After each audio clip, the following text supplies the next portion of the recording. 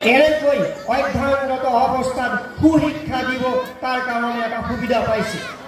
যে নহওক মৰমৰ অভিভাৱক সকল, মৰমৰ ছাত্ৰ ছাত্ৰী সকল, আপোনালোকৰ এই ষ্টেজত অধ্যয়নৰ লগতে মই অনুৰোধ কৰিম প্ৰত্যেকজন পিতৃ মাতৃয়ে নিজৰ ছাত্ৰ ছাত্ৰীসকলক যাতে চৰিত্ৰ গঠনত গুৰুত্বপূৰ্ণ ভূমিকা লয়। বন্ধুসকল, শিক্ষাৰ লগে লগে যদি ছাত্ৰ ছাত্ৰীসকলে সুচৰিত্ৰ গঠন কৰিব নোৱাৰে তেতিয়াহ'লে সমস্ত শিক্ষাই কিন্তু ব্যৰ্থ হৈ যাব। প্ৰত্যেকজন ছাত্ৰ ছাত্ৰীক মই উদ্দেশ্যে কওঁ, ছাত্ৰ ছাত্ৰীসকল আপোনালোকে এই বয়সৰ পৰা নিজৰ পিতৃ মাতৃক শ্ৰদ্ধা কৰা শিকক। বয়োজ্যেষ্ঠসকলক, সমাজৰ মুৰব্বীসকলক, স্কুল বা বিদ্যালয়ৰ শিক্ষয়িত্ৰীসকলক, অন্য বন্ধু বান্ধৱসকলৰ লগত সৎ আচৰণ কৰা শিকক।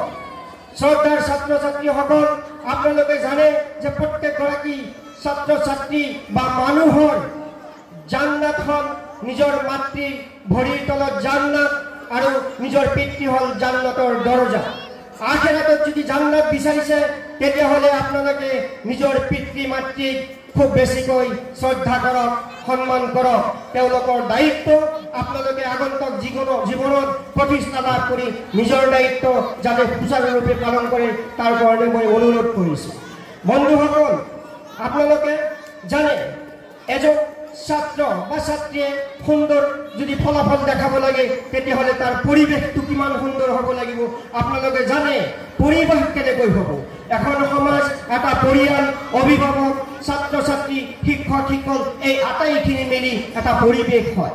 আৰু সমাজৰ পৰিৱেশ যদি ভাল হয় তেতিয়াহ'লে সেই অঞ্চলত নিশ্চয় ছাত্ৰ ছাত্ৰীসকল ভাল ফলাফল দেখাব। ভৱিষ্যতত তেওঁলোকে সমাজখন সুপৰিচালিতভাৱে প্ৰতিষ্ঠা কৰাৰ কাৰণে যত্নৱান হ'ব। মাতৃ পিতৃসকলক মই অনুৰোধ কৰিম যাতে আপোনালোকৰ ছাত্ৰ ছাত্ৰীসকলে বা ল'ৰা ছোৱালীখিনিয়ে পূৰ্ববক্তাসকলে কোৱাৰ দৰে যাতে ড্ৰাগছ এডিক্টেড নহয়।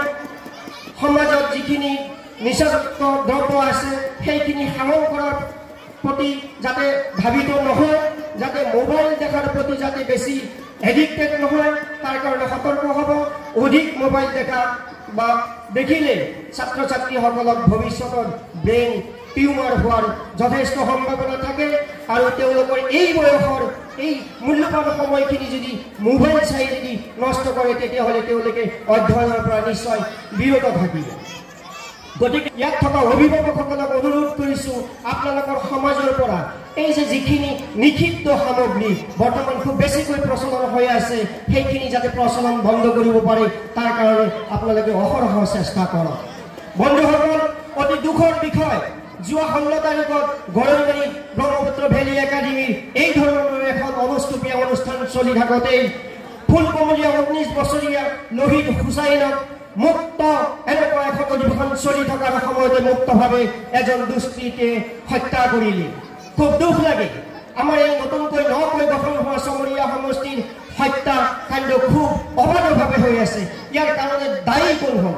ইয়াৰ কাৰণে ভৱিষ্যত প্ৰজন্মৰ চিন্তা কৰা দৰকাৰ। প্ৰত্যেকজন অভিভাৱকসকলে, শিক্ষাগুৰুসকলে বা সমাজৰ অন্যান্য বয়োজ্যেষ্ঠ ব্যক্তিসকলে, ছাত্ৰ ছাত্ৰীসকলে, বিভিন্ন NGOৰ প্ৰতিনিধিসকলে চিন্তা কৰা দৰকাৰ যাতে আমাৰ অঞ্চলত এই ধৰণৰ হত্যাকাণ্ড যাতে ভৱিষ্যতত নহয়। যোৱাকালি মই গৈছিলোঁ আবুল হুছেইন ডাঙৰীয়াৰ